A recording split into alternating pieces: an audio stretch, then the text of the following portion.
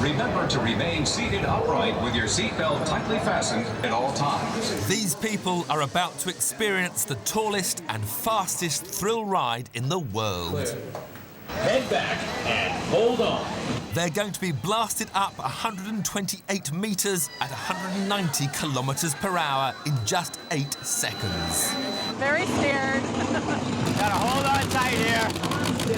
Keep arms down, head back, and hold on. Waiting for the Christmas tree to count down. We're about to go. Here we go! Oh my God! Yeah, baby! 420 feet to the top! 420 feet! Over the top! Coming down! Oh my goodness. Here we go, straight down! Corkscrewing!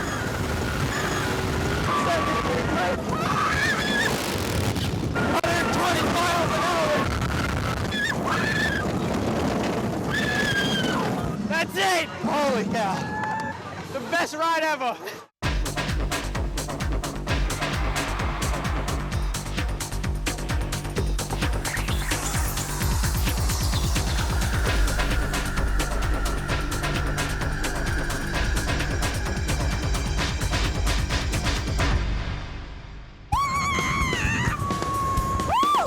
Today's thrill seekers demand more extreme kicks than ever before. Each year, theme parks spend millions of dollars satisfying this desire by building faster, taller and scarier rides, which promise ultimate speeds, ultimate G-forces and ultimate thrills. This has been made possible by new propulsion technologies using pneumatics, electromagnetics and hydraulics, which have allowed designers to create a new breed of ultimate thrill rides. Imagine a phenomenal 3 seconds of weightlessness. Being catapulted head over heels towards concrete 30 metres below you. Or dangling in mid-air as you fly like a bird.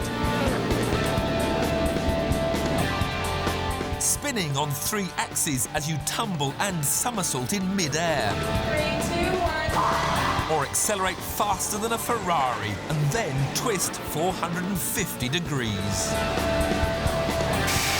For the new breed of ultimate rides, the only constraints on the designer's imagination are the limits of technology and the limits of human physiology.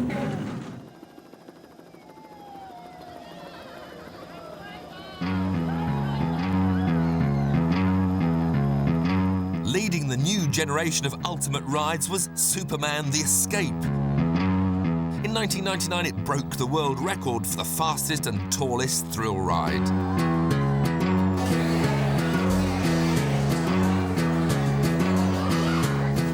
Driven by 2,000 horsepower and precise computer programming, Superman's 6-ton trains accelerate from 0 to 100 miles an hour in 7 seconds. That's 2.5 seconds faster than a Porsche 911 Turbo.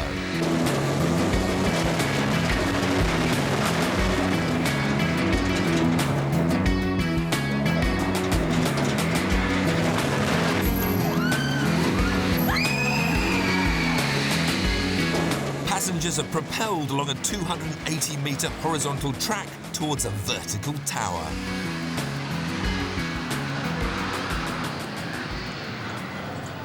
We wanted to do 2 things. We wanted to build the fastest thrill ride anywhere in the world and break the 100-mile-an-hour barrier. And we wanted to be the tallest thrill ride in the world, and we did that when we came out at 415 feet.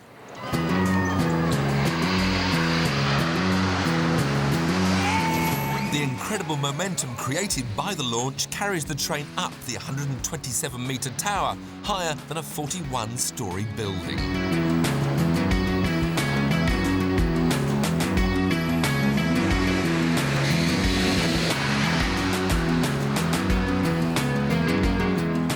As the train nears the top of the tower, gravity overcomes momentum and the passengers return to Earth backwards. Once the train returns to the horizontal track, the same motors that launched it act as brakes to bring it to a smooth stop.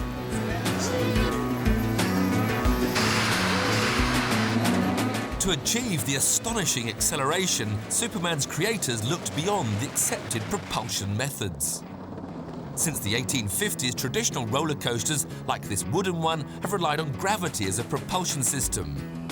The speed of the ride was dependent on the height of the first drop.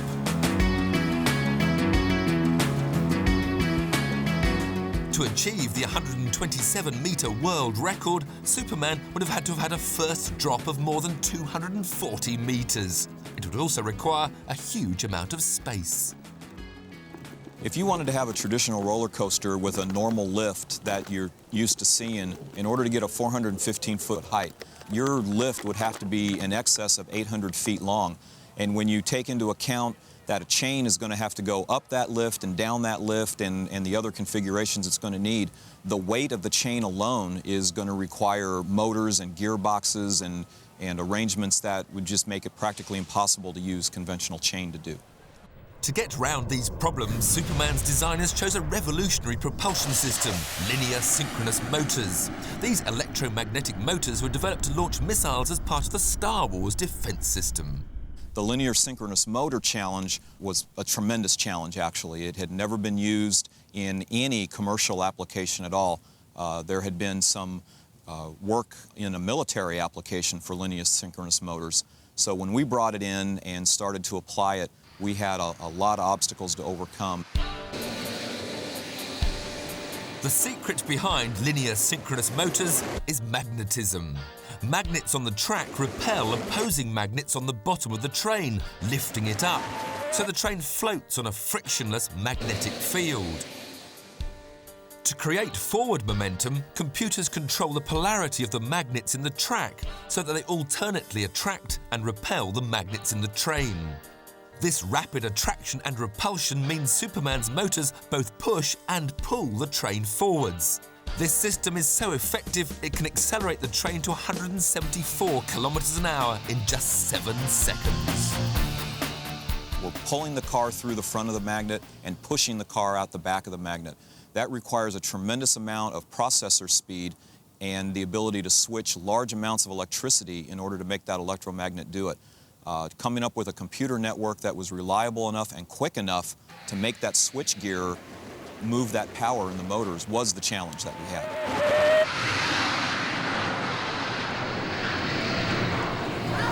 Go! Superman riders experience the sensation of being pinned to their seat, followed by the feeling of weightlessness. These sensations are what provide the thrill in thrill rides, and what creates them are G-forces.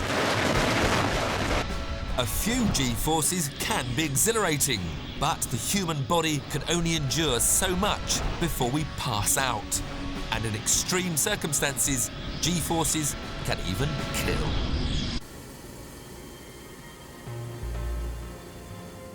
Human beings all live daily with G-force. A force of 1 G is the force of the Earth's gravitational pull that a person feels when they're at rest on the Earth's surface. In other words, a person would feel their normal weight.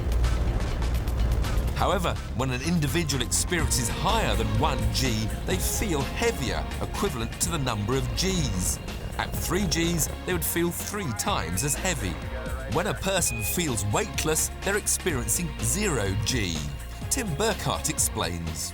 When a rider rides Superman, there's obviously 2 prominent G-forces that they're going to experience, positive Gs and negative Gs. The positive Gs really are what you feel during that tremendous boost of acceleration. You're just being pushed back into the seat, and you get that feeling of rocket launch or being launched off an aircraft carrier or riding in a race car. It's just a great feeling being pushed back into the seat. And then conversely, when you're coming down the drop, those forces work the opposite direction and are negative forces that create the weightless feeling. And again, on Superman, you get almost 3 seconds of weightlessness. And virtually every roller coaster built has some degree of weightlessness to it, but it's typically measured in tenths of a second. On Superman, you're going to experience for about 3 seconds. This weightless feeling creates the bottom out of the seat experience, what thrill riders call airtime.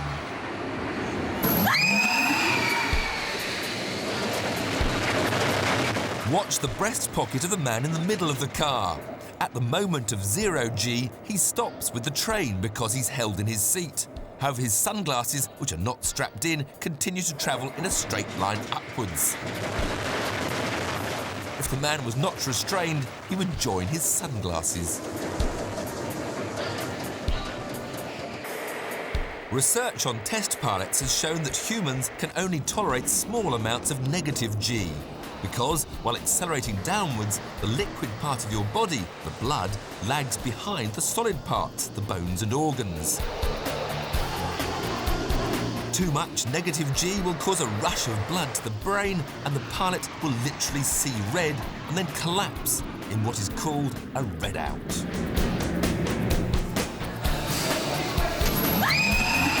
Humans can endure more positive G than negative, but even so, designers have to work within limits. If a healthy person is subjected to too much positive G, they will start to lose their vision at around 6G, and at 9G, blood will flow from the brain and they will black out. At 14G, they will die.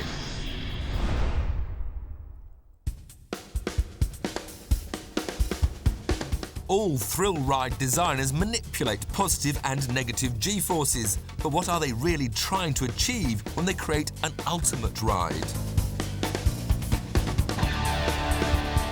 One of the theme park industry's most admired visionaries started his career in cinema, making special effects for James Bond films.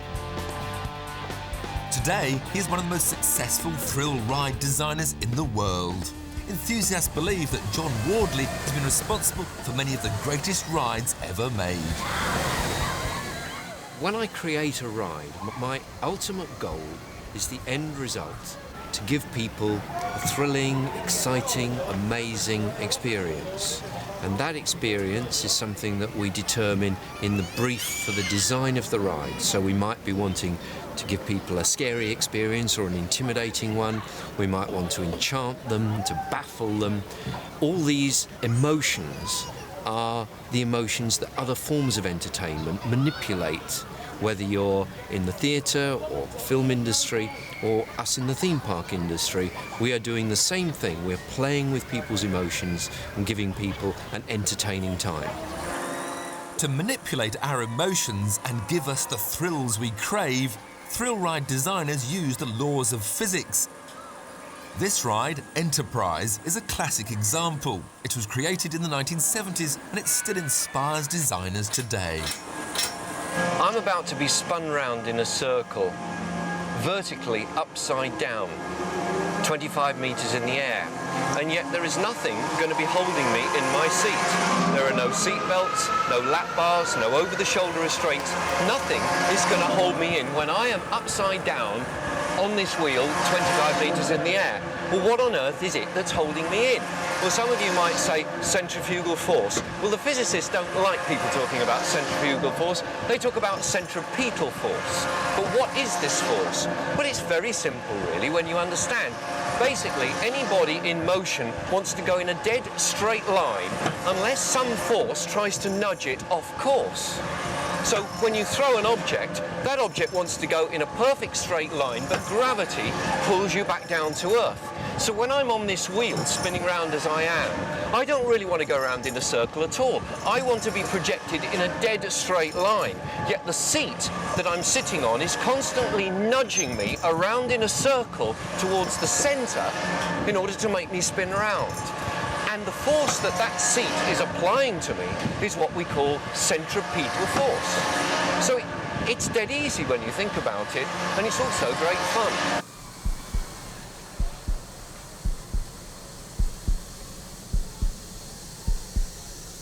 While Enterprise uses centripetal force to hold you in your seat, the latest generation of thrill rides uses the same force to give you the sensation of being thrown out of it. Swat opened in 2003 and creates a unique pulled out of your seat experience.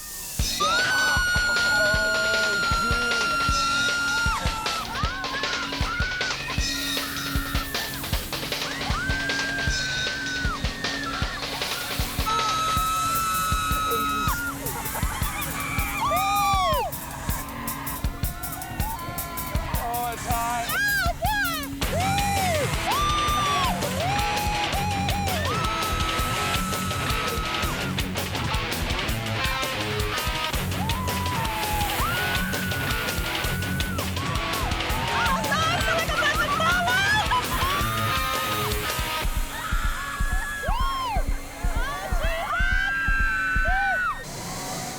Stan Checketts, Sky Swat's creator, wanted to give riders a new kind of thrill.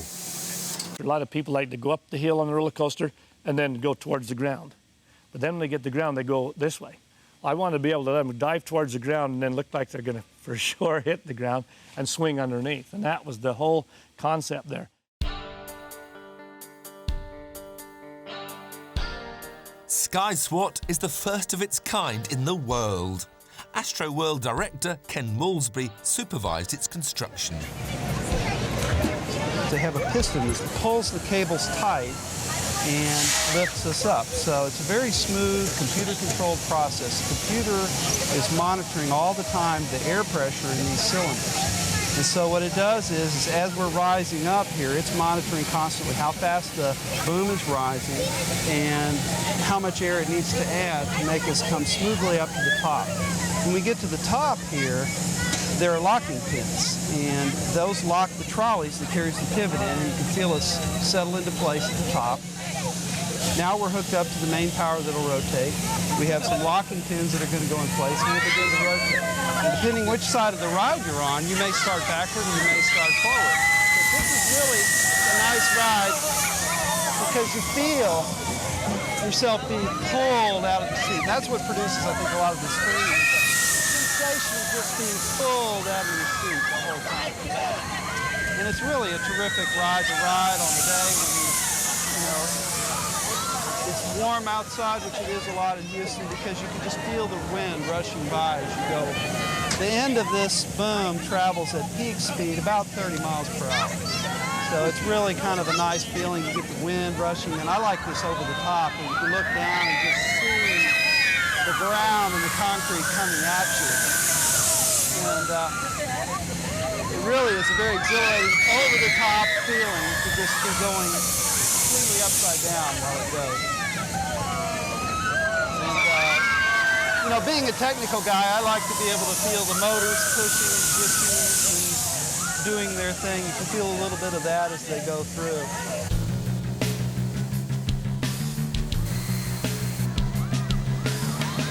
Without state-of-the-art restraints, Kent and the other Sky Swat riders would be flung to a certain death. Kent explains some of Sky Swat's vital technology. The restraints on this ride are designed to hold you in while you go upside down. This one locks twice at the pivot point. And this one pulls down and locks on my shoulder, so I have two different restraints. Then it telescopes here to lock it in. The seat confines me enough to where this still will retain me in the seat no matter what happens. But there is a design trade-off between safety and excitement, and this has always concerned Stan Checketts. The greater challenge there is to put a restraint on that that doesn't enclose you so terribly much that the experience is lost. See, it's all relative. In other words, we could build a restraint as all a bunch of foam and cover you completely up and hold your head, nice big foam stuff, but then you've lost the experience. And I've said for years and years, we need to get the restraint smaller and smaller so that your exposure is greater, because that's what pumps up our adrenaline. Sky Swat's restraint system will hold in comfort a vast range of people, from a 7-year-old girl to a 108-kilogram rugby player, yet still let them enjoy an adrenaline-pumping thrill. On this ride, the restraints have a different but equally important role. They create the illusion of being able to fly.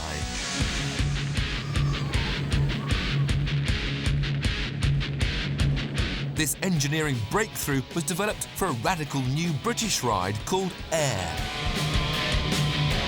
It's the first ride in the world where you fly like a bird, and it uses the ultimate in harness technology.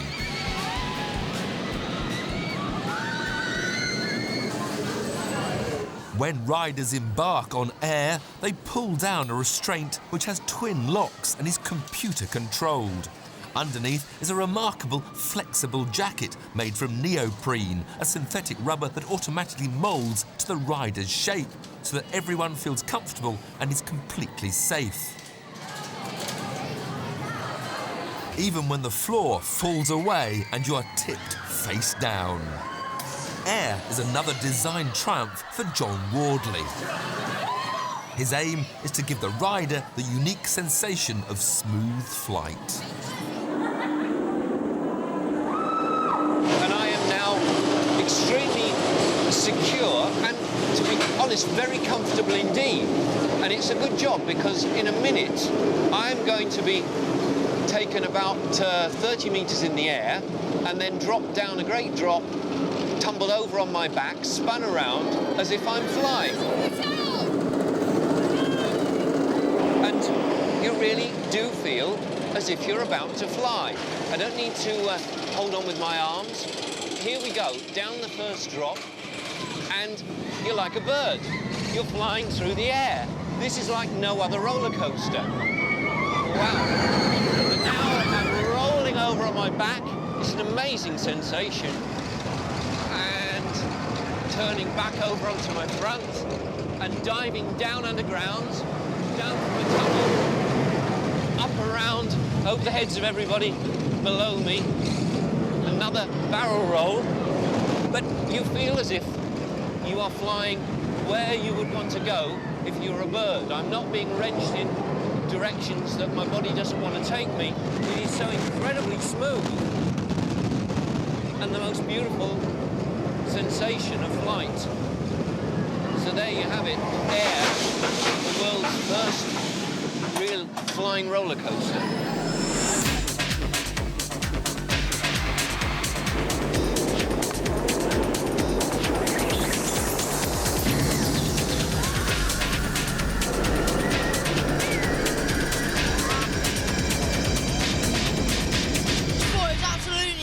I couldn't believe how good it was. It just gives you a really good head rush. When you first go down, it feels like you're going to fall out because It's just drop like that. It was really scary, as though if anything went wrong, you could actually fall out. Well-designed seats can enhance the ride, but never before have they provided the main buzz. The designers of this ride have given the thrill ride laws of physics a new twist. They have pushed the accepted boundaries of human endurance further than ever before.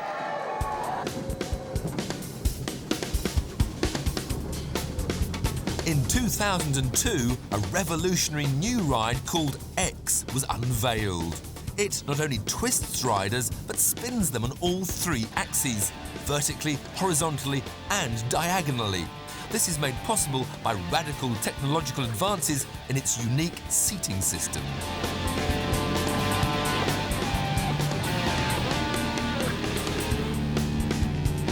For the very first time, thrill seekers ride in vehicles that can spin independently 360 degrees. This generates an unprecedented level of unpredictability, as the passengers have no idea what is going to happen next. X was inspired by wanting to do things that you weren't really allowed to do with the traditional roller coaster because you were limited to following the rails. With X, what we're able to do now is rotate those guests to positions that they can handle the acceleration levels more comfortably. It also allowed us to put the guests in positions that tended to be a little more thrilling or scary.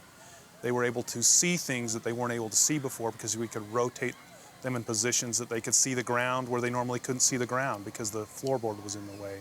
Or they could do a flip or something like that as they're moving along a relatively smooth section of track. And so it opened up a lot more design flexibility by using the X system. On X, riders are perched on the edge of a massive 6-metre wide train and then plummeted 60 metres to the ground, head first. Next, they race at 120 kilometres an hour, spinning head over heels while performing forward and backward acrobatics.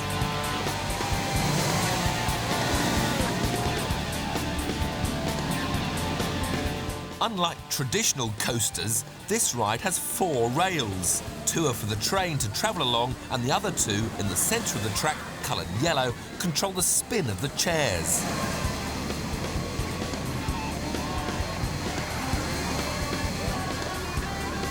Located along the yellow rails is a system of wheels and gears which enable the seated rider to be rotated while hurtling along the track. This ingenious technology allows the passengers to experience even more thrills and G-force than ever before. X takes its riders to the very limit of their endurance. Using sophisticated computer graphics, the X-Ride designers were able to pinpoint the precise G-forces at any stage of the ride.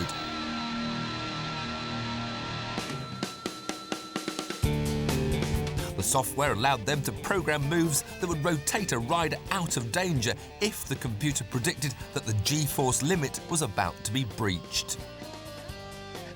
When you're designing a roller coaster, you don't want to throw people out of their seat because that's uncomfortable. And it also throws them into the restraints, which they pushes onto their shoulders or onto their lap bar, depending on the restraint system.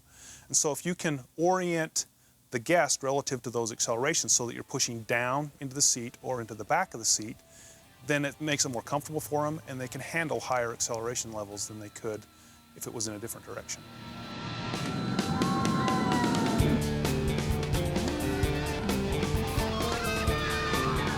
X has won numerous awards for its remarkable engineering, and many enthusiasts believe that it is the best thrill ride ever constructed.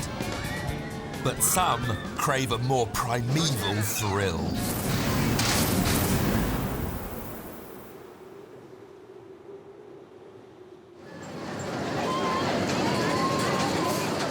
While some thrill rides are designed to trigger a cocktail of different sensations, others are custom-made to achieve a specific psychological effect. With Oblivion, the technology is geared to intimidate you.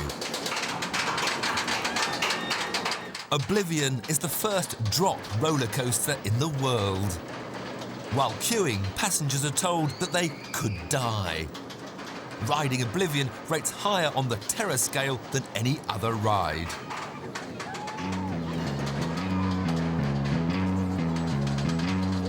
The 6-ton train climbs very slowly up a vertical rail. It then edges towards a ledge where the track apparently hangs unsupported in mid-air. As the train slips over the edge, it dangles over a 55-metre drop for what seems like an eternity.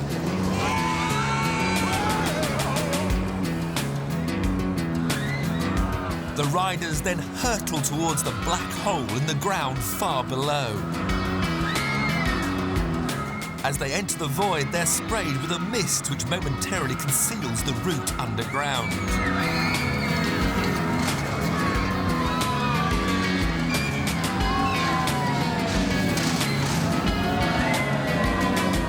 But before they can comprehend what is going on, Oblivion then spins them in a dark pit for maximum disorientation.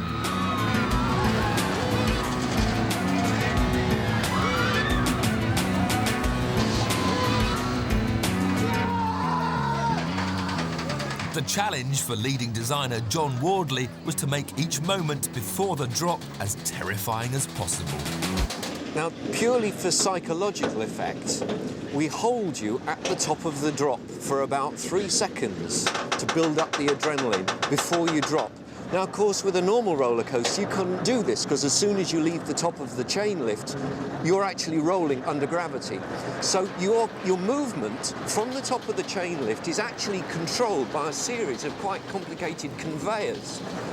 One of them being a vertical chain conveyor that's the reverse of the lift that we're climbing at the moment, so that you are engaging on a chain, and that chain then holds you at the top of the precipice for 3 seconds. For most people, it feels like 33 seconds. It feels like an eternity, but you're just held there for 3 seconds, and then a clutch releases, and the chain allows you to drop. From that moment on, you really are free running.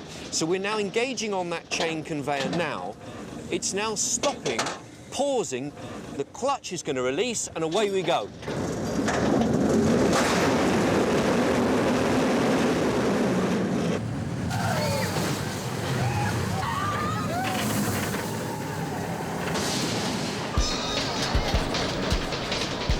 Oblivion plunges 55 metres in just 2.2 seconds. But even this is not enough for some sensation seekers.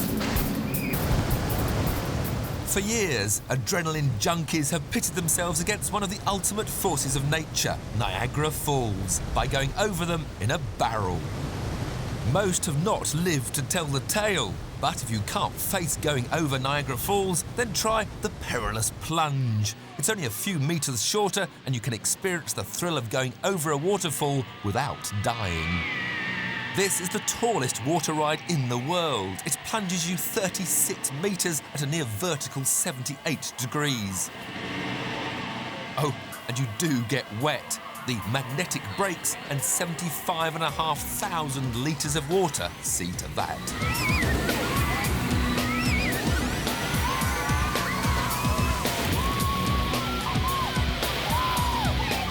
Knott's Berry Farm's chief engineer, Mark Schuler, explains how the world's tallest and steepest water drop ride relies on magnets.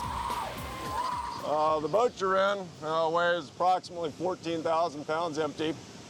It's fitted with permanent magnets on the bottom of the boat, which we'll be using when we get to the bottom of the drop to help slow us down.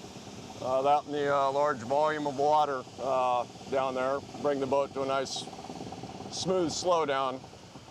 And we're just crowning the top of the lift at 125 feet. Nice view of the area.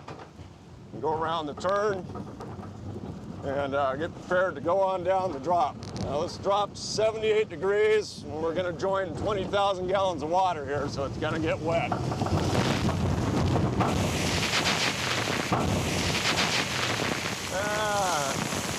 That's a bit of water.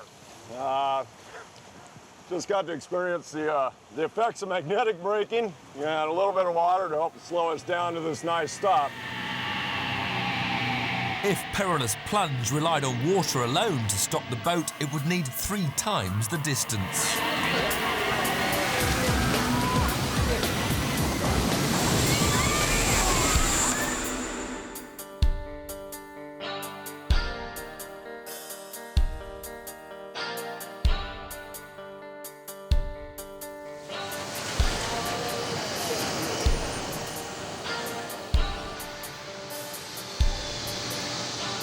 Big drop rides are now a must-have thrill in any modern theme park. But 10 years ago, this type of tower ride didn't exist. This is Power Tower. When it opened in 1998, it was the tallest tower ride in the world and pioneered the new thrill ride technology of pneumatics, using compressed air in some of the largest cylinders ever made. Riders are blasted downwards at a force greater than gravity. A negative G rush of blood to the head is guaranteed with this ride. That's one of the most unbelievable rides I've ever ridden in my life. I flew up out of my seat. I love it. But look at her, she's still crying. Still shaking. It's awesome. You get up there, you're able to look over everything, but it happens very quickly. The drop was probably the best part of it. Big pants are probably not a good thing, though. You get anxious, nervous, scared, excited, and then it's over.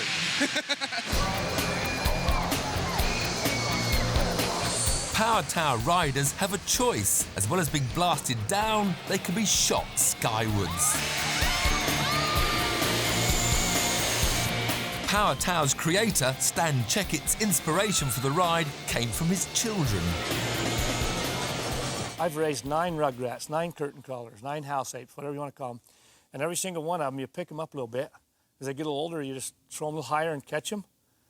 All I was doing is taking the adults and throwing them, 180, 200 feet in the air a little faster. And so that's how it evolved. It's just that's what creates thrill. Then we sat down the team, a lot of great engineers. How can we create that ride? Not let's build a ride, but how can we create that thrill? And that's exactly how that came about. This ride is really interesting because it's all powered by air. Essentially, the car vehicle is weighed, and they determine the weight of the passengers, and then it's driven up to the top with a small amount of air. The calculations it makes based on the weight or how much air it will store so that it can launch the vehicle. When we get to the very top, we'll be held by 4 little mechanical brakes.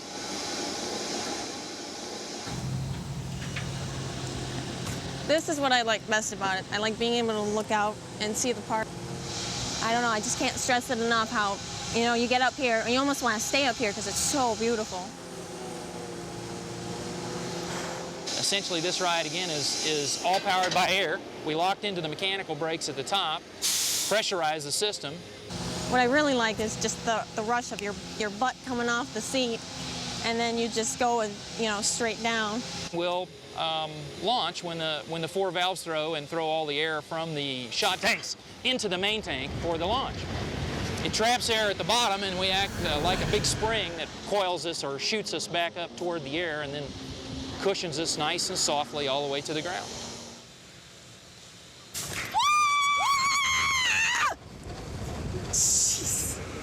Woo! Woo! That's the best part. That's definitely the best part. And then these little ones going up and down is really fun. I've been on every ride in this park, and this is definitely one of my favorites because you get that instant rush as soon as your butt lifts off the seat. It's a lot of fun, a lot of fun.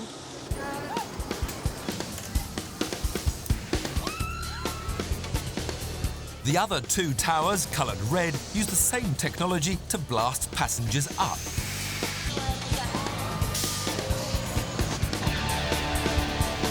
I'm gonna get whiplash. Clear. No, not clear. Not clear.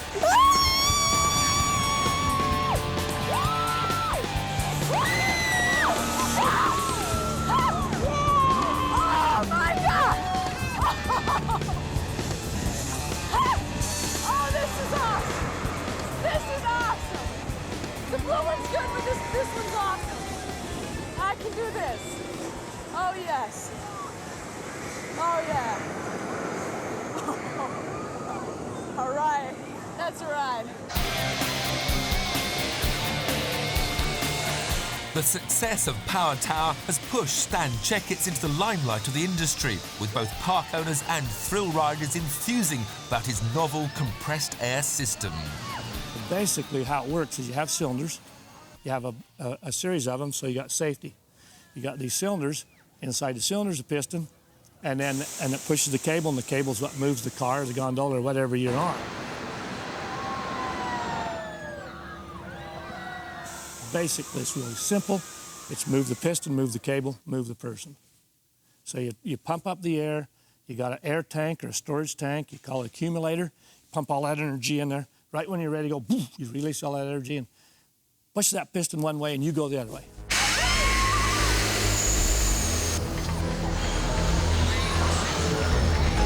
As the rides have become increasingly sophisticated, maintenance has become more important than ever before. Every moving part is checked, and checked again every single day. Park owners know that a serious accident would probably result in financial ruin. As a result, the manufacturers build large safety margins into their rides. On the Power Tower, the cables which support the riders are a vital component, so they have a particularly detailed inspection. When I run my hand down the cable, I'm looking for any kind of imperfection as far as like a little bump in the cable or anything. If that's found, the inner core of the cable has damage, and we will be taking this cable off and replacing it. The theme park industry prides itself on its safety record. Statistically, you're 1 million times more likely to die driving to a theme park than travelling on any of the rides. At the Power Tower factory, standards are regularly monitored and improved. Each batch of cable is tested to destruction. This cable is designed to have a breaking point 10 times greater than is needed on the ride. In this test, the cable broke at 17,000 kilos, the weight of 2 double-decker buses.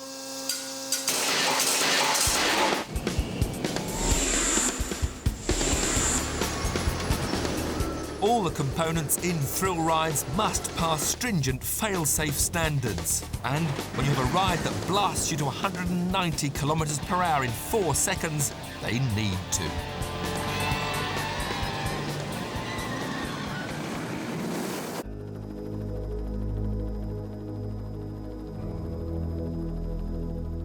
This is today's ultimate ride, Top Thrill Dragster.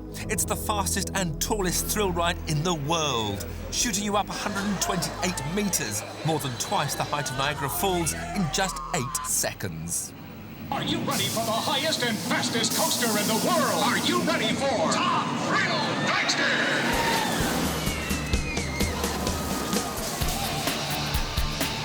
It's been described by some as better than sex.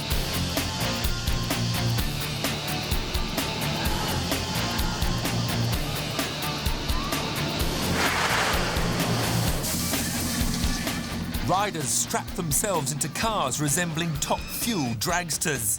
They're then accelerated to 190 kilometres an hour in a mere 4 seconds.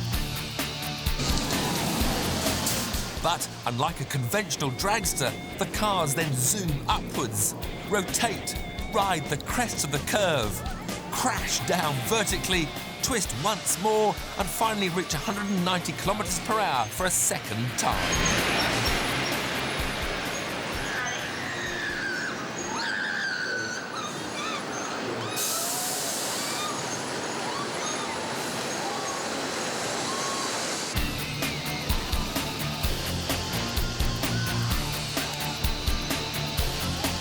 Top Thrill Dragster is an experience that people don't forget. Oh, that was amazing! More than 20 Dragster rider, how was your record-breaking ride? This is the view from the front row, and it's not been edited, sped up, or altered in any way.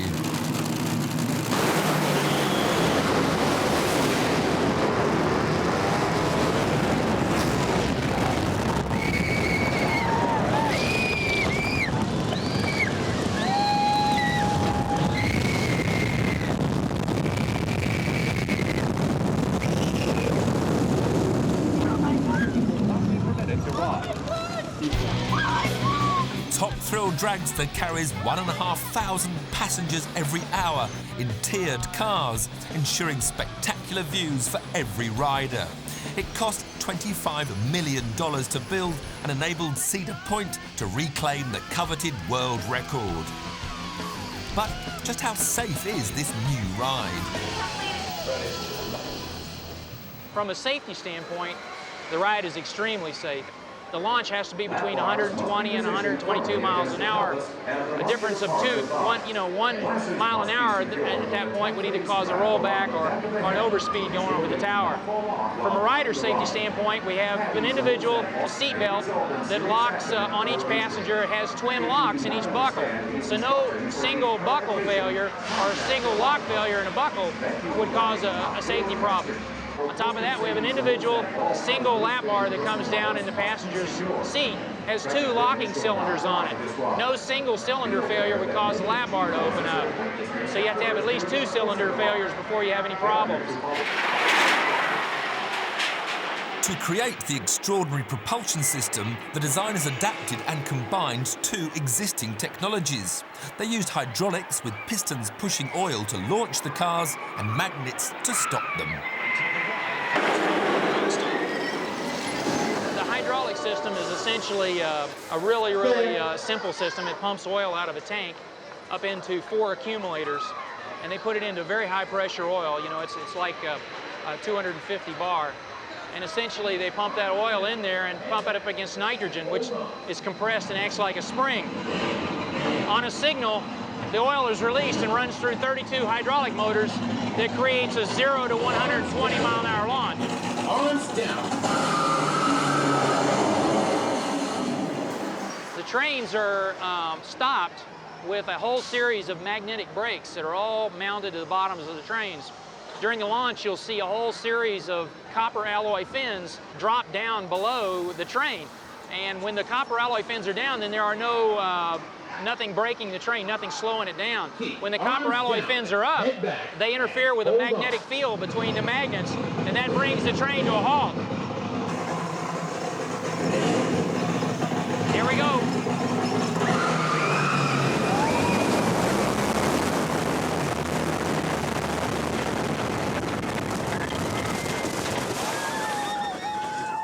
All right.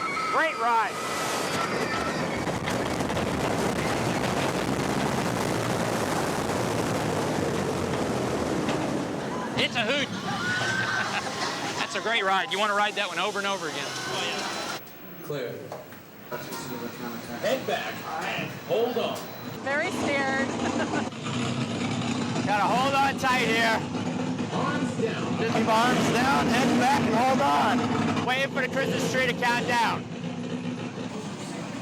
Magnetic brakes are gonna drop. We roll back a little bit.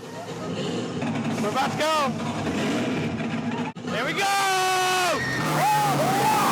my God! Yeah, baby! 420 feet to the top! 420 feet! Over the top! Coming down! Oh my goodness. Here we go, straight down!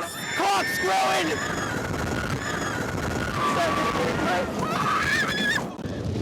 120 miles an hour!